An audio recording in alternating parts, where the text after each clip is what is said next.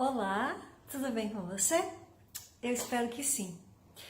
Sabe, eu quero compartilhar algo que aconteceu comigo durante essa semana e que me fez pensar num personagem da Bíblia que foi muito marcante. No domingo eu acordei com muita dor no estômago do intestino e aquilo foi muito ruim. Minto, foi na segunda-feira e eu não estava nada, mas nada bem. Eu havia trabalhado bastante no final de semana, eu estava meio cansada, não tinha dormido o suficiente, eu acho que acabou mexendo com o meu organismo. E aí, na terça, não acordei bem também, me cuidando, tomando muito chazinho e carvão vegetal e outras coisas mais. E aí, na quarta, eu também não estava bem, daí na quinta eu acordei um pouquinho melhor, mas eu estava cansada. Daí eu falei pro meu esposo assim, eu falei, querido, você volta que horas hoje à tarde do teu plantão? Será que dá para eu pegar o carro um pouquinho e sair para dar uma volta de carro, sozinha? Eu tô precisando sair um pouquinho, porque afinal de contas, desde que iniciou o decreto de ficarmos em casa, né, no início da pandemia, eu estou direto dentro de casa, eu só saí uma vez para ir ao mercado. Aí ele falou, não tem problema, eu chego por volta das 5 horas da tarde, então tu pode dar uma saidinha.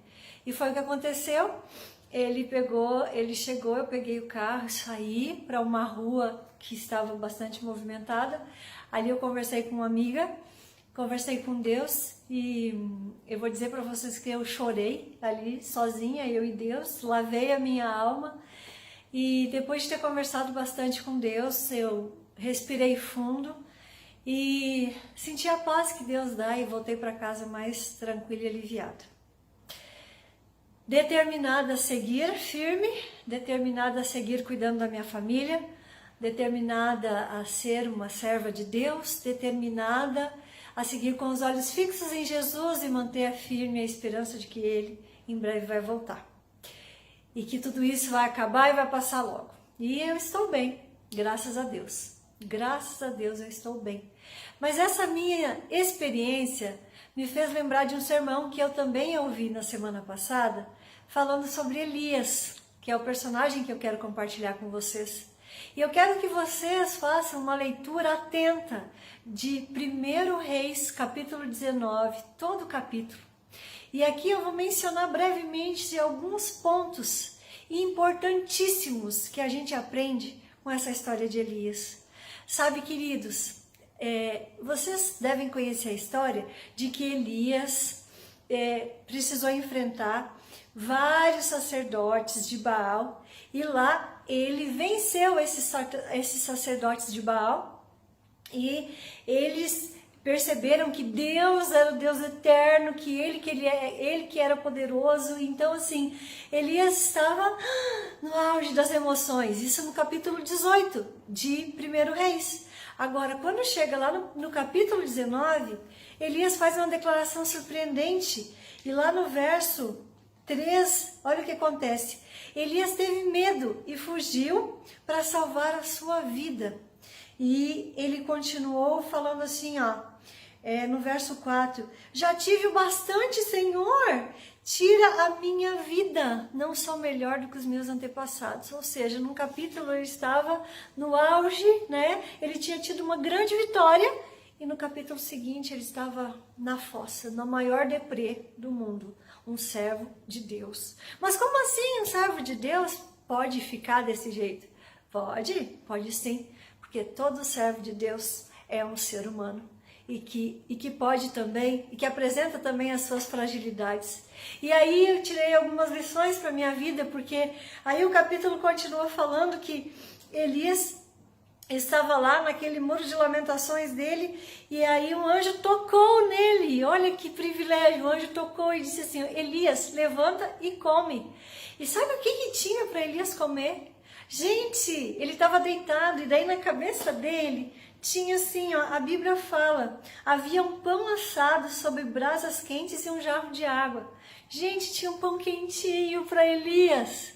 onde ele estava deitado dentro da caverna, lá no deserto, não sei exatamente, mas olha como Deus estava cuidando dele. Aí ele comeu e se deitou de novo para descansar mais um pouco.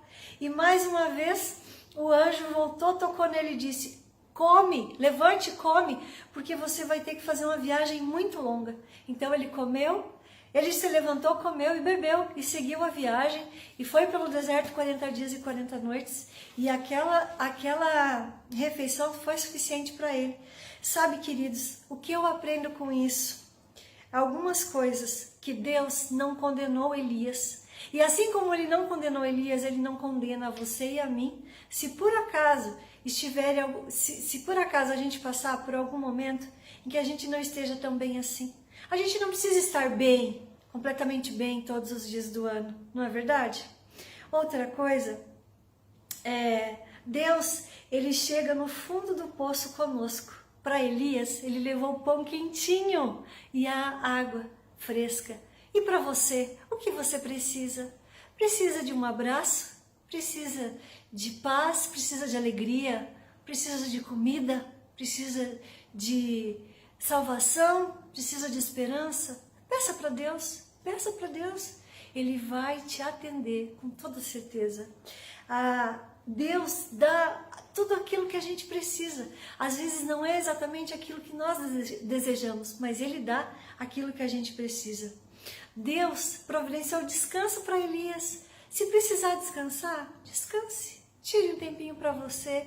Vai para a caverna um pouquinho, se isola um pouquinho e aí depois você respira fundo e retorna. E Deus redirecionou o medo, a culpa, a vergonha de Elias. E Ele redireciona tudo na nossa vida. A coisa que eu acho mais incrível é que Deus, Ele é um Pai que entende as nossas emoções. E eu quero só finalizar dizendo para vocês o verso que está no Salmo 103, verso 3.